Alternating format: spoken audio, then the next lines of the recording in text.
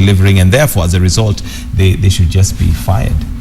Well, this is an interesting turn of events. Here you are, a nation under siege with a disease called grabiosis over a period of time, 50 years, where we cannot sort out our land problems. Then we sit down and put together what is called the National Land Commission, empowered by nothing less than by the supreme law of this country, the Constitution.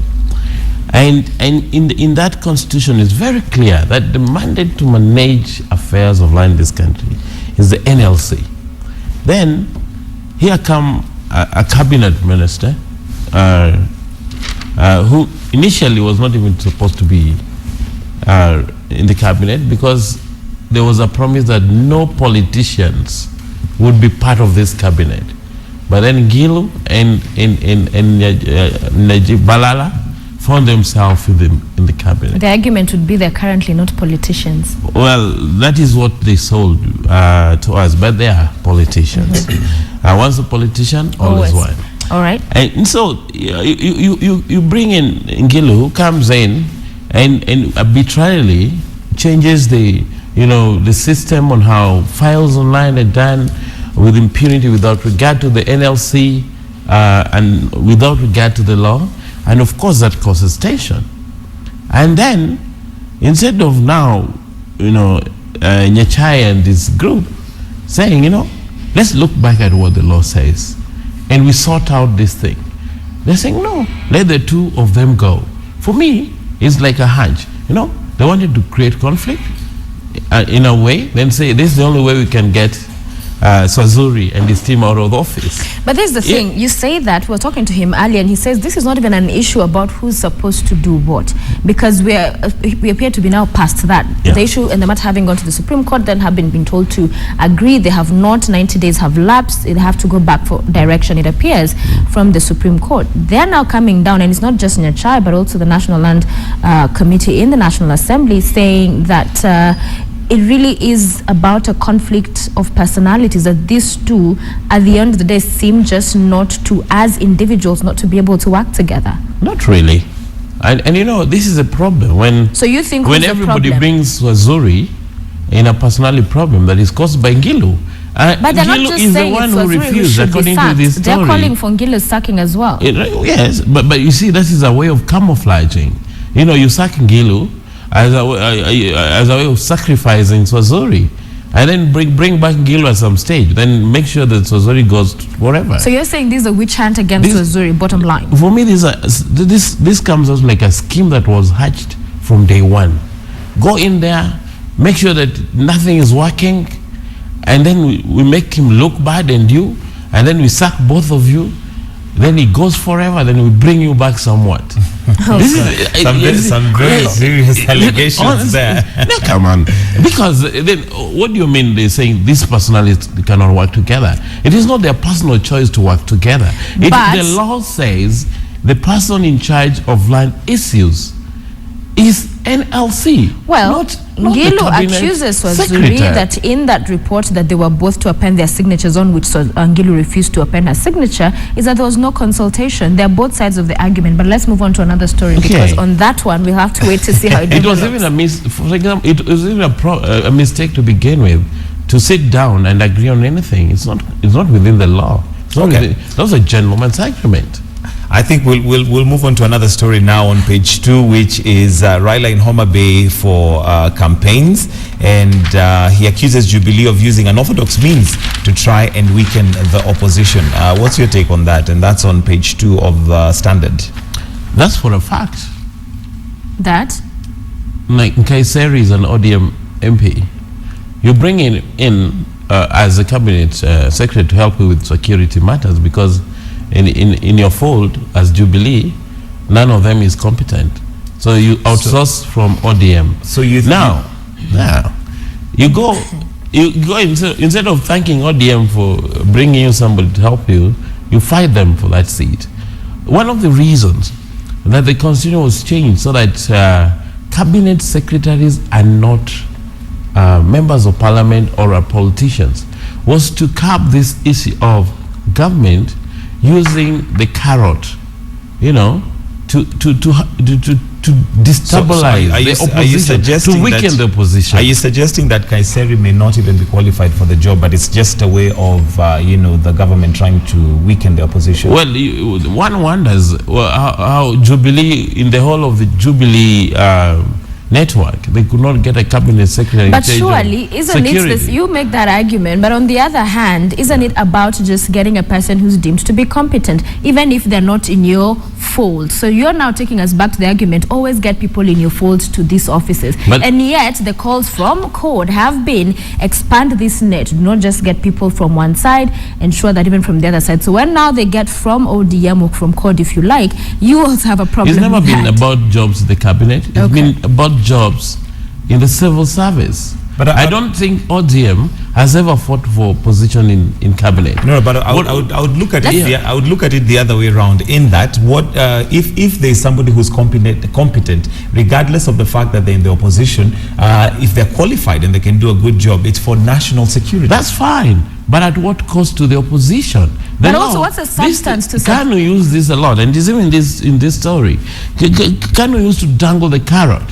And even, for example, in this the same story, Chepalungu MP John Koech and Jenga Karume then were members of KANU, headed by President Uhuru Kenyatta then as the chairman, and he cried foul that Kibaki had taken away his MPs and weakened his party. But look at it this way. Now he's doing the same. Look at it this way. There are those who argue that Nkaiseri, prior to this appointment to cabinet, was simply an ODM on paper, but not at heart. He was among the few from ODM that accompanied President Kenyatta when he made the appearance at the ICC. In terms of his politics, he wasn't really ODM. He was appearing. Granted. Yeah, so then what is the difficulty that he would have been the choice? Parliament today, in Parliament, the single most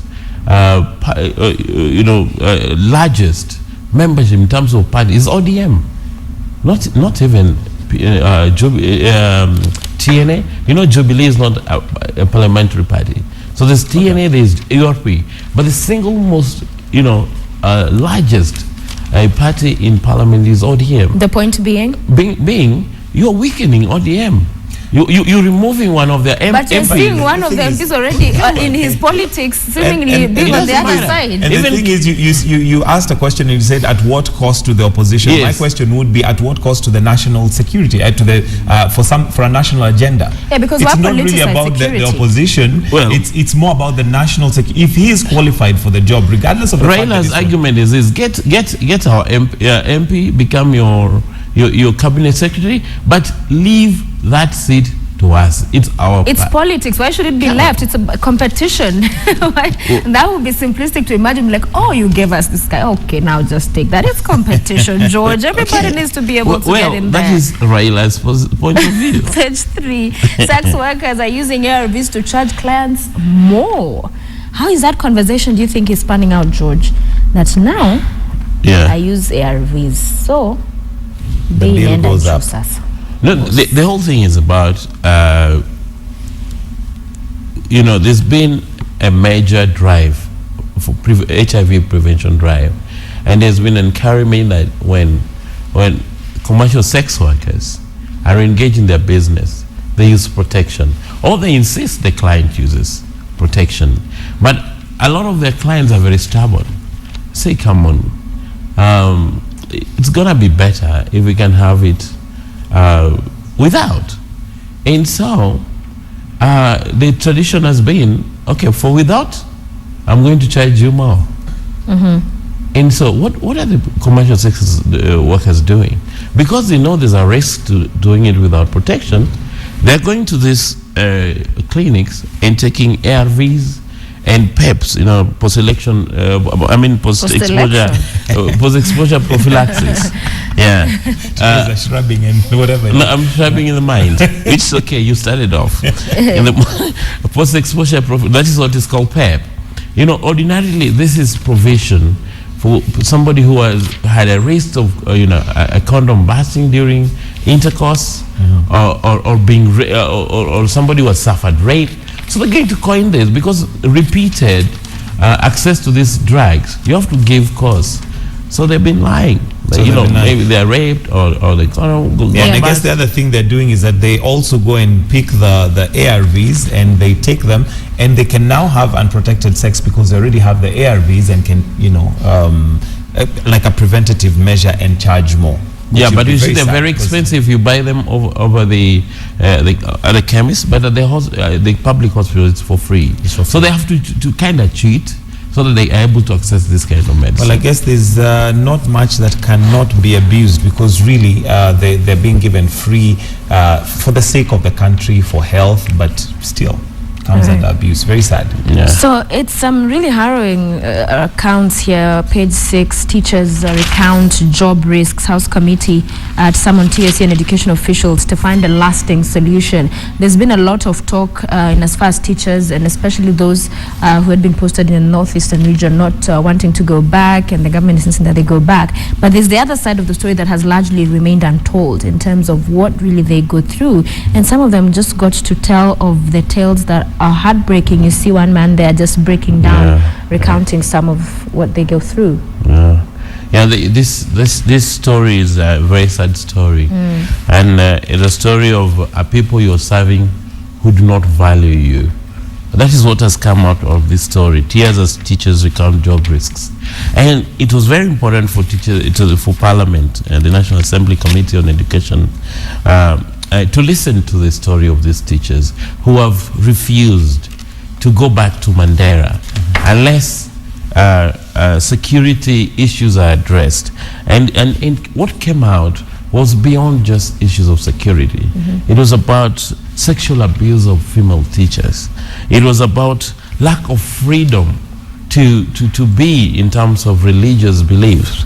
And so in as much as government and TSC are adamant that these guys have to go back, I think they need to give a lesson. Okay. And it's something that as a nation we want to think about. How do you feel serving a community that not appreciate you? Yeah. And the first people, yesterday's paper, the first people to advocate for the sacking of these teachers, if they didn't report to work, were members of parliament and leaders from the northern frontier, from Mandela and the rest. They are the same people who want these people sacked. So then what's the big deal? Yeah, they want us sacked, why should we go? Yeah, and it lives, I mean, at the end of the day, they are human, and they're doing a tough job, and they just need to feel appreciated. Yeah. Okay, moving on to the back page before we go to the nation, where we have Ivory Coast proves strong for DRC Congo, and this was with a 3-1 win. Yeah. And if you managed to watch the match. Yes, I did. And that was a beautiful match. I had my neighbors go crazy. Yeah, the Orange Boys were ready, and they really shocked DRC Congo because DRC Congo were coming out as a fairy tale, winning their first match in 15 years, and coming to where they had reached, and then these guys just turned tables on them, and 3-1 defeat. And I'm happy for this team. Which team do you support? Of course, this is the team I'm supporting. Ivory Coast. Yeah. Is it because they've won? They won, or they seem to be Are you doing the very ones who well? support the winning team? Listen, I will tell you, Yes. I'm a supporter of Chelsea, and Drogba, and Ivory Coast. Did You know the connection. Oh, yes. Yeah, Okay, I just you've know made a your few. point. You've made your point. Daily Nation Yeah. is leading with hold on. Uhuru tells teachers on pay rise. NAT Capet leaders attend State House talks to resolve row over pay and Mandera boycotts. Ministry releases 11 billion shillings for secondary schools. There's just a lot, I mean, in as far as education that's been making the news of late, from the hiked fees, and as far as secondary school is concerned, the teachers from the northeastern region and their plight, the Form 1 selection. It's quite a bit, and not forget that there's the demands from the teachers, and TSC backtracking on that deal to each just submit the memoranda to the industrial court and then have them arbitrate on the matter of salary increment. Yeah, and unfortunately, President Uhuru Kenyatta was the wrong person to plead with the teachers to forget about pay after he just committed 92 million 93 million. 93 So the million African Court of Justice. shillings, the African Court of Justice, that is not yet supported by Kenyans. No, there's not been a discussion in the Kenyan public whether we want to support that particular part of court.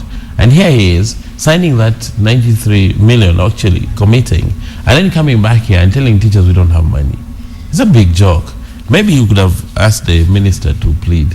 But for today, Uhuru Kenyatta for me was the wrong person. He seems to have played his cards right, because Sosion seemed to be singing a different song and, have warmed up, and he said, the president is our friend. He's a friend of the teachers. When you're sitting next to the president, you've seen the forest, they were sitting together. When you're sitting next to the, you have to what be, you say before you get to the cautious. You have to be cautious on that. At that particular moment in time. Mike is a friend of the show. Yeah. Doesn't that feel like a bit of a betrayal?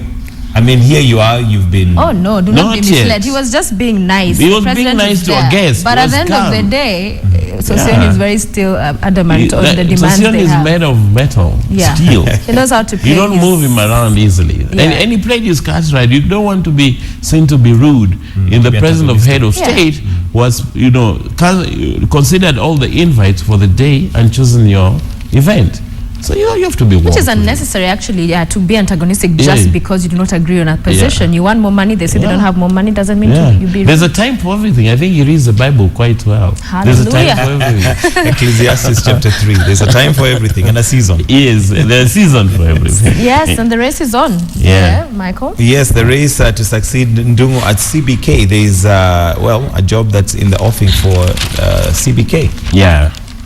Well, Professor Ndungu is going on the 4th of March, I'm told. And there are a series of people to replace him. He's got quite a checkered career down there as the head of central bank, with many events to his credit. In as much as he was hesitant initially to support M-Pesa, but M-Pesa has thrived under his watch. And this has been a big success compared to many other countries like in South Africa who tried it, or even Uganda and the rest of the world. So are these the pictured, they're all men, it appears, the ones likely to succeed him? I think my former lecturer will take it. Who is that? Dr. Edward Sambeli, who taught me econometrics. Okay. Do you think he'll take it because he was your lecturer? Or no, it's very good. And even, he became the PS during his time as a PS planning. That's the time when you had the big grand projects like the Thika superhighway being in place. So the so-called Kibaki road projects being run under his watch. He's a man who sticks to the books, and I think he's good for this economy. Okay, so he's got a good CV behind his back. Yeah, I will. They say that the President Uhuru Kenyatta is expected to handpick the next governor due to the delay of in the enacting of the new central bank law or bill, which would have opened the appointment to competitive process. Yeah. Do you think this? What's your take on that? That he's going to handpick. Procrastination is one of our major undoings. So the president will have an open check to pick. Isaac Kawondo is very close to the president because of the CBA. The president is very is closely associated to the CBA as a bank, and he's good. And then you have Haron Sirma, who is the current deputy. He's got a lot to choose from. And by the way, you can even surprise all of us and get somebody who's not on this list. Who's not even on this list. Yeah. All right, finally in the nation, the Homa Bay by-election, no stroll in the pack for ODM. So by-election becomes a major headache for party after split over choice of candidate. Of course, Moses Kajwang getting that, it's page 8, getting that director nomination. And it appears that the stakes are so high that there's a heavy deployment in that part of the country, at least from ODM, to ensure that they have this covered. Their campaigns are on all-time high. 300 county assembly members to police the next Thursday's context. 70 MPs as well deployed. Raila himself will be there spearheading this. So if they were to lose, they appear to imagine that would be egg on their face. So they're putting all hands on deck to ensure that doesn't happen? Yeah, there's so much at stake, and the violence that has been meted on the political functionaries in this particular by-election has been heavy. And IEBC has been accused by ODM for not acting because according to Raila Odinga, the court leader, these are people that are well known, and IEBC has not acted to instill discipline in this by-election. Well known, but of course there should be evidence before any action Well, is taken. some of them are caught on TV. They have been live on TV doing the same, so they're very well known. And because Okundi is not a small guy who is now opposing the ODM chosen candidate, Kajwang. And Okundi was being backrolled, as alleged by ODM by Jubilee, and also Kidero, who was yesterday denied any involvement. There was earlier reports in the papers that he had actually contributed about 7 million shillings to Okundi, and so the stakes are very high.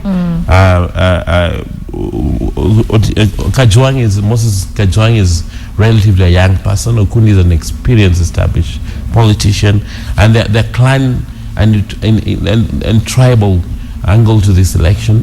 There are those who feel that the Subas have had their breed, they take. Now the Luos need to now take over. So it's a lot of that, and you can see through the violence that the stakes are very high, and that's why the ODM brigade is camping there literally. Okay, we'll be watching. Well, we'll move on to the Star, where the headlines is MPs to shield Parliament from court. And this is a bill that blocks the judiciary from reviewing decisions that have already been made. The story is actually on page 6, which says the leaders of the governor's side includes MPs Ken Kaloko, and what do you think of this bill? Well, Peter Kaluma, the Homa Bay MP, who's had problems with some MPs down there, is now working hard in Parliament. That's good news. That is doing what he's elected to do, to bring in bills. And the fact that there's been a concern of interference between executive and judiciary is nothing that is all known. And I think this bill is good. Leave Parliament to do its business. Then when you agree or disagree, you can go to judiciary to interpret the law on how that business was conducted. So I think this is a good move in the right direction. Okay. There's also another story on the front page. I want to clear ODM's name at ICC, and I guess this is in regards to Raila testifying at ICC, in Ruto's case. Yes, it has created a lot of excitement since Raila announced that he is ready to go and clear ODM's name, and by extension, William Ruto. But also very categorical in his usage of words. Clear ODM. He's very careful not to say Ruto. Well, absolutely. But Ruto was in ODM, and the case against Ruto, the way it is framed, it is ODM, and that particular antagonist representing ODM was allegedly William Ruto. And by extension, if you cleared ODM, then you basically clear William Ruto. And so this has excited the political scene in a big way, because this could even define the way the tribal geopolitics of Kenya is shaped in 2017, where the Rift Valley vote would again warm up to, for example, Raila Odinga, assuming he goes and testifies in the no case to answer appeal as proposed by William Ruto's lawyers, and in the win, Raila Odinga would easily take credit. I went there and they got your son out of the jaws of the lion. And so you would say now it's time to, oil me a bit with your votes. With your votes. and that has already rattled the central Kenya, political machinery. Yeah, but so far it's really a political conversation as far as whether there have been those kind of, requests from Ruto's defense team, to Raila that would you be a witness that we are not aware it has happened. Well, Ruto has already welcomed all political talk so far. Yeah. But this is something to really watch. Should be interesting. It's a big story ahead of us. Okay, well, thank you, George, for joining us. Thank you very much. On the press review. And we're glad you're watching Morning Express on this Thursday. It is the 5th day of February. It is now 7:09, at least according to the iPad. What's 7:08 on your on screen there?